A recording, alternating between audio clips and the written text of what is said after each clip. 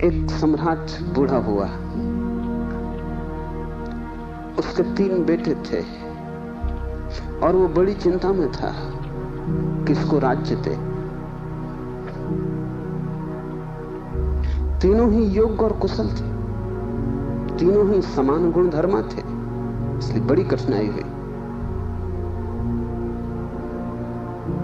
उसने एक दिन तीनों बेटों को बुलाया और कहा कि पिछले पूरे वर्ष में तुमने जो भी कृत्य महानतम किया हो, एक कृत्य जो पूरे वर्ष में महानतम हो, वो तुम मुझे कहो।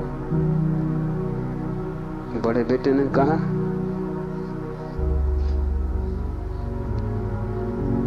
कि गांव का जो सबसे बड़ा धनपति है वो तीर्थ यात्रा पर जा रहा था। उसने करोड़ों रुपए के हीरे जवाहरात बिना गिने, बिना किसी हिसाब किताब के, बिना किसी दस्तखत लिए मेरे पास रख दिए और कहा कि जब मैं लौट आऊंगा तीर्थ यात्रा से मुझे वापस लौटा देना। चाहता मैं तो पूरे भी पा जा सकता था, क्योंकि न कोई लिखा पढ़ी थी न कोई गवाह था। इतना भी न करता तो थोड़े बहुत बहुमूल्य हीरे में बचा लेता तो कोई कठिनाई न थी, क्योंकि उस आदमी ने ना तो गिने थे और ना कोई संख्या रखी थी। लेकिन मैंने सब जैसी की जैसी थैली वापस लौटा दी। पिता ने कहा तुमने भला किया,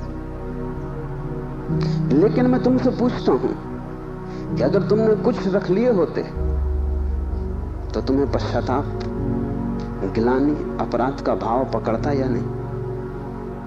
उस बेटे ने कहा निश्चित पकड़ता। तो बाप ने कहा इसमें परोपकार कुछ भी ना हुआ, तुम सिर्फ अपने पश्चाताप, अपनी पीड़ा से बचने के लिए ये किए। इसमें परोपकार क्या हुआ? हीरे बचाते तो ग्लानि मन को पीड़ा देती, कांटे की तरह चुभती, उस कांटे से बचने के लिए तुमने हीरे वापस दिए। काम तुमने अच्छा किया, ठीक है, लेकिन परोपकार कुछ भी ना हुआ। उपकार तुमने अपना ही किया है।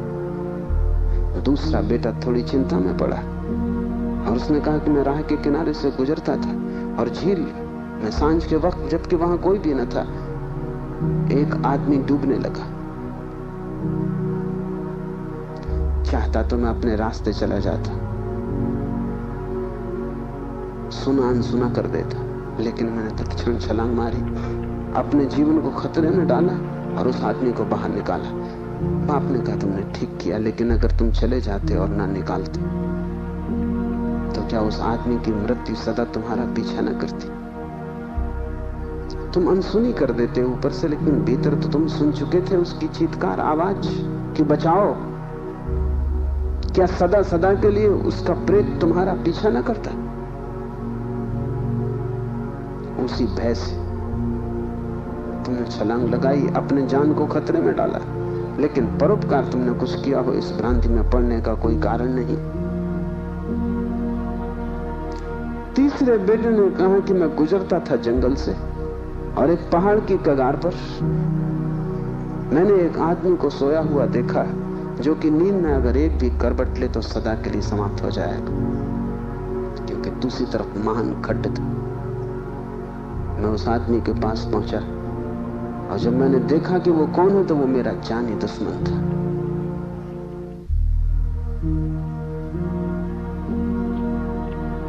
मैं चुपचाप अपने रास्ते पे जा सकता था।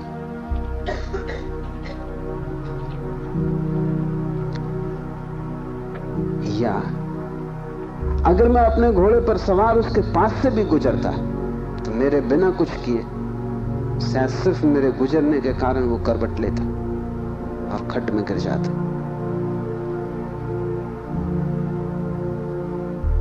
लेकिन मैं आहिस्ते से जमीन पर सरकता हुआ उसके पास पहुंचा कि कहीं मेरी आहट में वो गिर न जाए।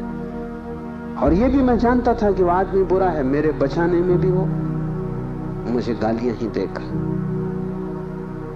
उसे मैंने हिलाया, आहिस्ते से जगाया, और वो आदमी गांव में मेरे खिलाफ बोलता फिर रहा है,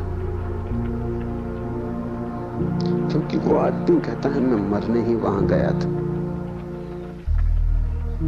इस आदमी ने वहां भी मेरा पीछा किया।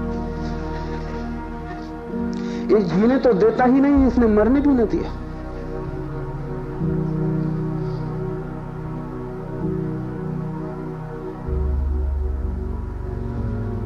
पिता ने कहा, तुम दोस्त से बेहतर हो, लेकिन परोपकार ये भी नहीं। क्यों? क्योंकि तुम अहंकार से फूले नहीं समा रहे हो कि तुमने कुछ बड़ा कार्य कर दिया। बोलते हो तो तुम्हारी आंखों की चमक और हो जाती, कहते हो तो तुम्हारा सीना फूल जाता है।